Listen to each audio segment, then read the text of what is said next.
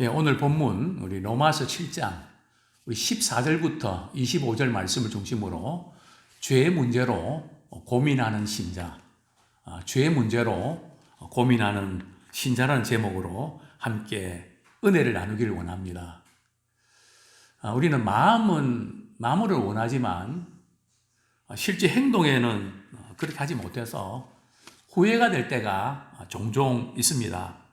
또 말씀을 들을 때는 그렇게 살아야지 굳게 결심하지만 시도도 하지 못한 채 그냥 삶의 바쁜 생활 가운데 그만 잊어버리고 살 때도 한두 번이 아닙니다.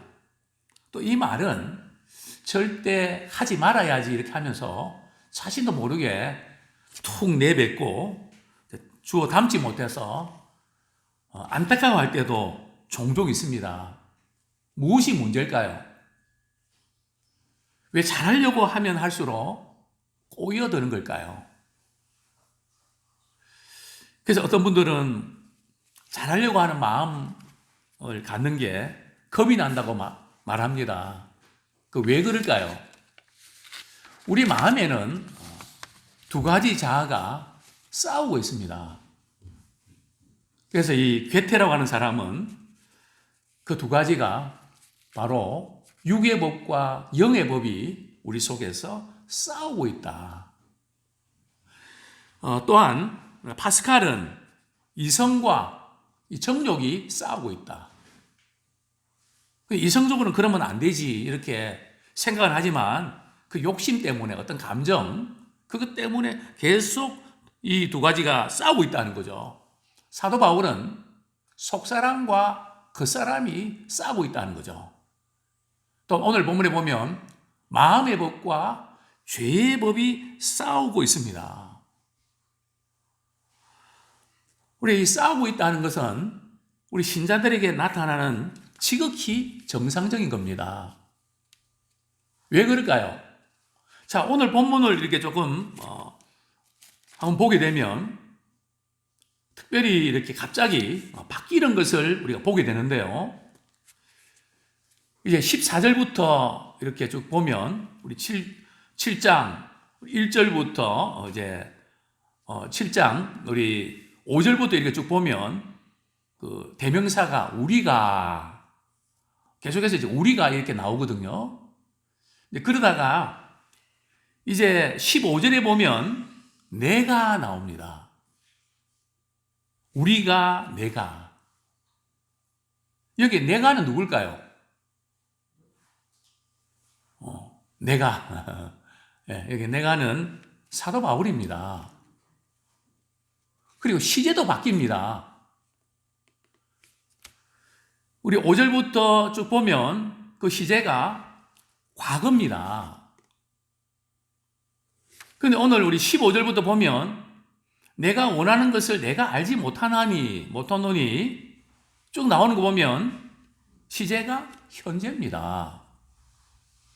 그래서 이 본문을 두고 많은 신학자들이 논쟁을 하고 있습니다. 지금 오늘 본문에 나오는 내가가 누군가? 사도 바울인 것 같은데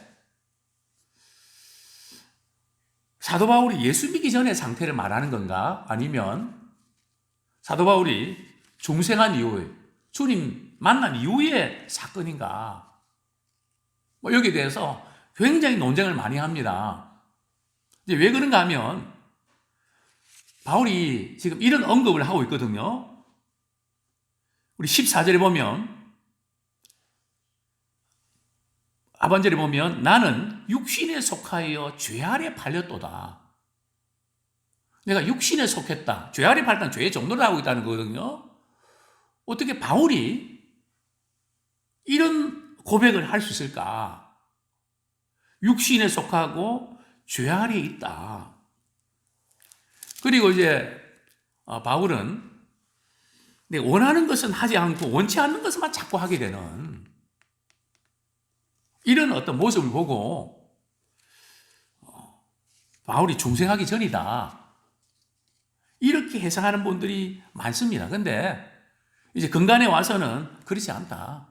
이것은 우리가 예수님을 믿었다고 하지만, 바울도 그랬지만, 우리 신앙생활 자체가 계속해서 영적인 싸움이다. 이것이 우리의 실상이다. 이 부분을 이제 강조하고 있는 것이다. 전체적으로는 지금 그렇게 받아들이고, 저 역시 그렇게 받아들이는 것이 정당하다고 저는 봅니다. 전체 문맥을 볼 때.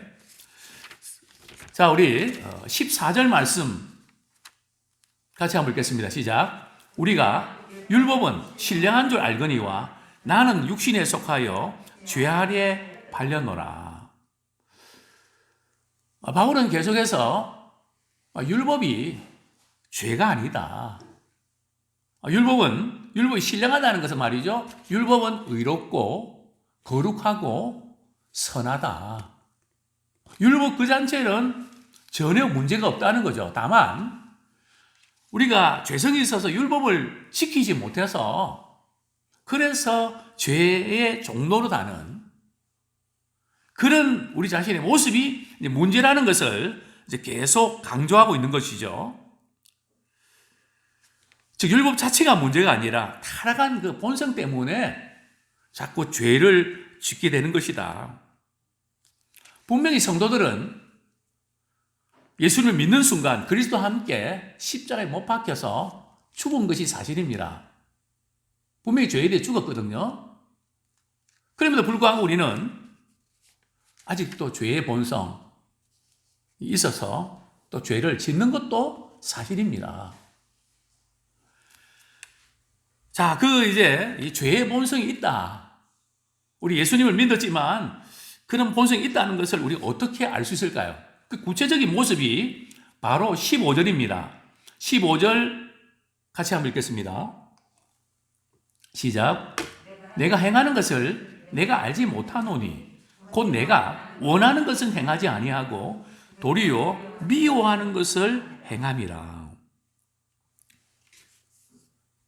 원하는 것은 하지 않고 미워하는 그것을 자꾸 한단 말이죠.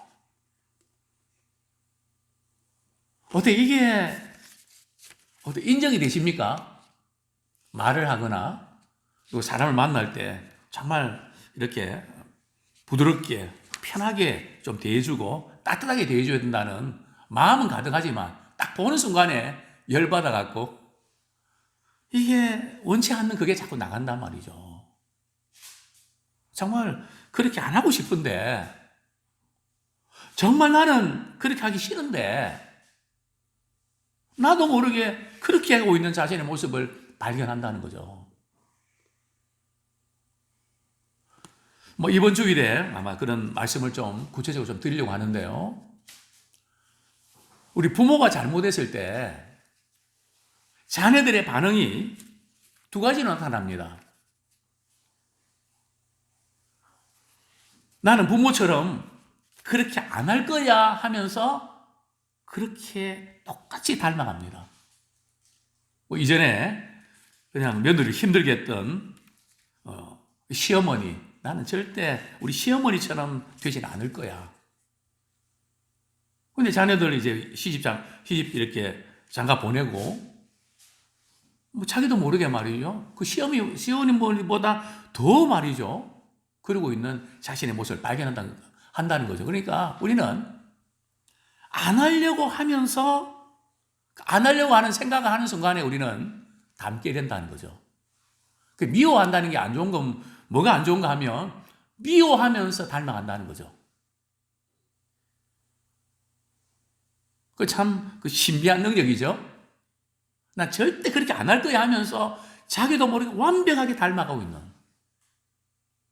물론 어떤 자녀들은 그렇게 하지 않는, 정말 부모는 그렇지만 자녀는 정말 이렇게 잘 자라나는 그런 자녀들도 적잖게 있습니다. 참 우리가 죄성이기 때문에 원하는 것은 하지 않고 원치 않는 것을 자꾸만 하게 되는데 이게 도대체 왜 그럴까요? 거듭나지 않아서 그럴까요? 믿음이 없어서 그런 걸까요? 근데 문제는 지금 바울도 그 고민을 하고 있단 말이죠. 지금 다른 사람의 고백이 아니라 바울의 고백이거든요. 내가 원하는 것은 해야 되는 거 알지만 자기도 모르게 미워하는 말이죠. 그것을 하고 있다는 거죠. 도대체 이게 왜 그런가? 지금 바울은 분석을 하게 되는데요. 자, 우리 16절 말씀 17절 같이 읽겠습니다. 시작. 만일 내가 원하지 아니하는 그것을 행하면 내가 이로써 율법이 선한 것을 시인하노니 이제는 그것을 행하는 자가 내가 아니요 내 속에 거하는 죄니라.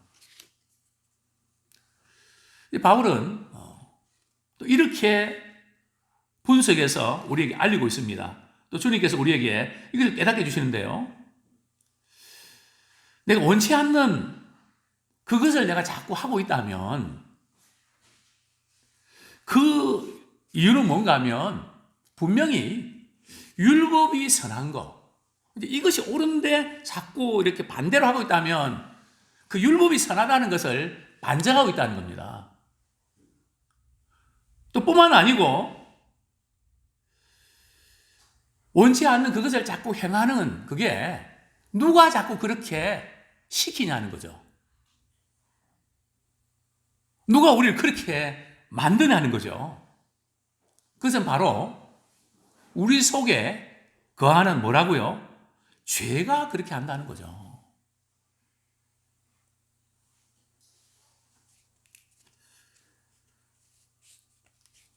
이전에 아마 그런 이해를 몇 번 드린 적이 있습니다.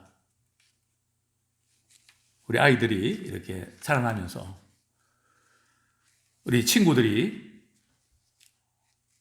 남의 집 앞에 사이다병 이런 것을 주워다가 엿을 바꿔 먹으니까 우리 애도 이렇게 친구가 덩달아 남의 집 그 병을 가져다가 엿을 바꿔 먹었습니다. 우리 집에는 병이 없었거든요. 그래서 그걸 알고 저는 아이들 자라나면서 거짓말하고 뭐 어떤 것 이렇게 남의 것을 이렇게 가지고 이러면 그건 용서를 안 하거든요. 따끔하게 이제 이렇게 가르치고 또 훔친 거는 직접 갖다 드리는. 그래 다시는 그렇게 못하도록 그것은 습관이 되니까. 그래서 이거 너 병 어디서 구했니? 그러니까 친구들이 남의 집에 이렇게 앞에 병들이 있는데 그거 가져다가 엿 바꿔 먹었다고. 그거 너 거 아니잖아. 근데 왜 그거를 남의 거를 가져다가 엿을 바꿔 먹었니? 그 얘가 이제 하는 말이 말이죠. 저는 안 하려고 그랬는데 사단이 시켜서 그렇게 했다고. 저는 깜짝 놀랐습니다. 나는 안 하려고 그랬는데 사단이 시켜서 그렇다고. 분명히 그 말이 틀린 건 아니에요. 오늘 본문도 지금 바울도 그렇게 말하고 있지 않습니까? 내가 원치 않는 것을 하면 그것은 내가 아니고 내 속에 거하는 죄다. 자, 이 말에서 우리는 그러면 나는 책임이 없다. 그건 아닙니다. 하와가 선악과를 따먹잖아요. 누가 이렇게 유혹을 했습니까? 사단이 유혹을 합니다. 따먹으면 하나님같이 된다고요. 근데 사단은 아무나 유혹하는 게 아니고요. 지금 성경에는 없지만 저는 그렇게 추정을 합니다. 하와의 마음속에 그거 따먹고 싶은 마음이 탐심이 들어갑니다. 그럴 때 사단이 그거 알고 말이죠. 그 탐심을 이렇게 부추기는 겁니다. 우리가 죄를 지을 때 사단이 우리 유혹하는 건 사실이지만 가만히 보면 우리가 그런 마음, 그런 생각들 우리가 가지고 있을 때 사단이 유혹할 때 그걸 끊어버려야 되는데 같이 짝짝꿍이 되는 거죠. 그래서 내 속에 거하는 죄가 내 속에 거하는 죄 때문에 원치 않는 거 하지만 죄의 책임은 누가 진다고요? 우리 자신이 지는 겁니다. 사탄 유혹하지만 죄의 소원은 내가 있지만 너는 죄를 다스리라. 우리는 믿음으로 또 말씀으로 우리 영적 싸움에서 승리하기 원합니다. 자, 우리 18절 말씀 이제 이걸 좀 더 세밀하게 분석하는데요. 우리 18절, 19절 같이 한번 읽겠습니다. 시작. 내 속 곧 내 육신에 선한 것이 거하지 아니하는 줄 아노니 원함은 내게 있으나 선을 행하는 것이 없노라. 내가 원하는 바 선은 행하지 아니하고 도리어 원하지 아니하는 바 악을 행하는도다. 정말 우리 그 안에 우리 육신이라는 것은 말이죠. 타락한 그 죄의 본성입니다. 우리 몸이 아니고요. 타락한 그 죄의 본성. 그러니까 우리의 그 타락한 죄의 본성으로 우리 잘해보려고 아무리 고민하고 반성하고 다음부터는 잘해야지 아무리 그렇게 해도 또 아무리 분석해도 아무리 후회하고 잘해봤다고 몇 번 다짐해도 우리 안에는 선한 것이 나오지 않는다는 거죠. 그러니까 우리 지나친 자기 분석, 지나친 자기 후회, 이것은 위험합니다. 물론 우리는 돌아봐야 되고 우리의 부족을 또 깨닫고 돌이켜야 됩니다. 그런데 그 분석이 너무 지나치면 말이죠. 지나친 자기 분석 때문에 결국은 사단의 덫에 걸립니다. 아마 우리 가운데는 이런 고민들, 갈등들 해본 분들 많이 계실 겁니다. 저도 그렇습니다. 몇 날 며칠 말이죠. 계속 누워서 일어나지도 않고요. 계속 누워 있는 겁니다. 그리고 내 자신을 돌아보고 나는 왜 이렇게 돼야 되고 나는 왜 이렇게 해야 되고 아무리 나를 분석하고 해도 말이죠. 쓴물만 나오고 생명이 살리는 능력이 나오지 않습니다. 그래서 저는 그때 깨달았습니다. 나를 분석한다고 해서 나올 게 없구나. 어프로치를 달려야 되겠구나. 나를 분석하는 단계에서 하나님께 나가자. 우리는 인생에 어프로치를 달려야 됩니다. 내 힘을 아무리 몸부림치고 애를 써도 안 됐거든. 이제는 하나님의 방법을 한번 사용해 보십시오. 하나님께 나아가십시오. 또 주님을 찾으십시오. 왜냐하면 아무리 분석해도 원함은 내게 있지만 선을 행하는 것이 없다는 거죠. 정말 그렇게 하기를 그렇게 원했는데 지나가 보면 그게 안 된단 말이죠. 왜 이렇게 안 될까? 왜 이렇게 반대로 되는 걸까?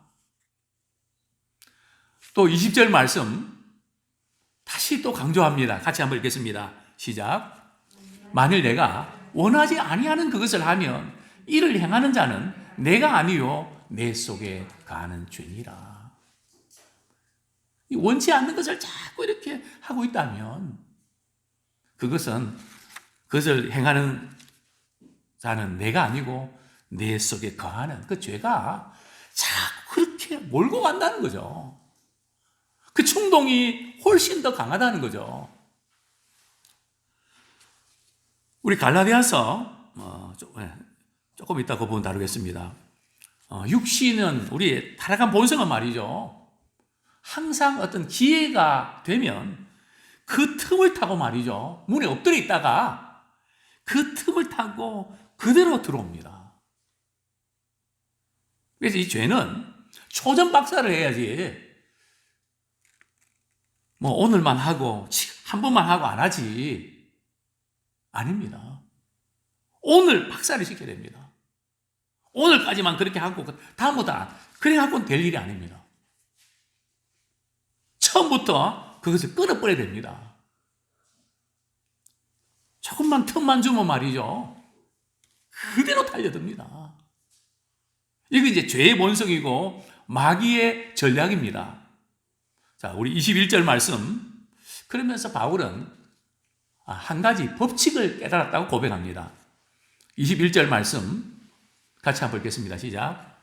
그러므로 내가 한 법을 깨달았노니 곧 선을 행하기 원하는 나에게 악이 함께 있는 것이로다.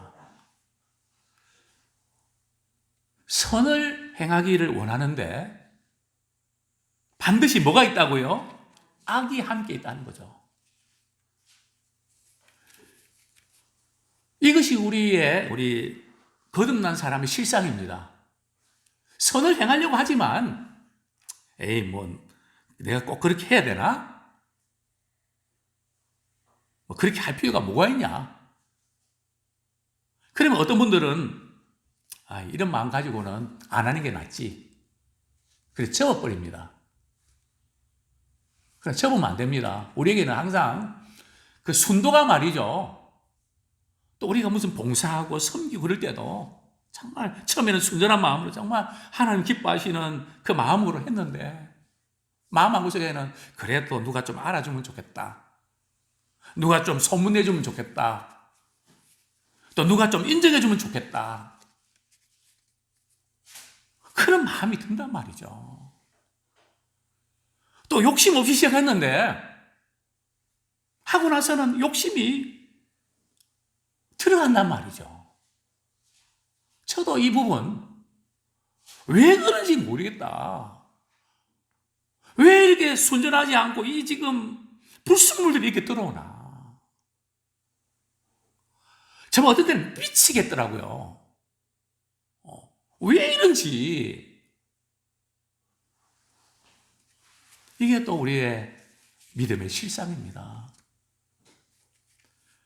내 속사람을 하나님 법을 즐거워하는데 또 내 마음의 법과 말이죠. 또 다른 법이 나를 죄의 법으로 나를 사로잡아 온다는 거죠. 이 두 가지가 싸우는데 결국은 죄의 법 아래로 끌려다닌단 말이죠. 내가 순전하기 시작했던 그것은 어느 날 사라져버리고 그래서 바울이 이렇게 고백합니다. 오라 나는 곤고한 사람이로다. 이 사망의 몸에서 누가 나를 건져내랴. 즉 바울은 자기 분석에 내가 왜 이러는가 여기에 이제 사로잡혔다가 이것을 어떻게 해결합니까? 말씀 맺겠습니다. 25절 말씀 같이 읽겠습니다. 시작. 우리 주 예수 그리스도로 말미암아 하나님께 감사하리로다. 그런즉 내 자신이 마음으로는 하나님의 법을 육신으로는 죄의 법을 섬기노라. 지금 바울은 내가 왜 이렇지 자꾸 자기 자신에게 그런 이제 몰두하면서 이렇게 고민하는데 갑자기 반전이 됩니다. 어떻게 반전됩니까? 우리 주 예수 그리스도로 말미암아 하나님께 감사한다. 그러니까 우리는 자신에게 매몰당하지 말고 나를 위해서 십자가 지시고 우리에게 생명을 주신 바로 예수 그리스도 그분을 바라볼 때 우리는 믿음 안에서 이익이 됩니다. 그래서 예수 그리스도를 바라보면서 죄의 권세를 이기신 그 우리 주님을 바라보면서 승리하는 우리가 되길 원합니다. 그래서 늘 우리가 내 생각에 매몰당하지 말고 나를 구원하신 주님께 붙잡힌 바 되길 원합니다.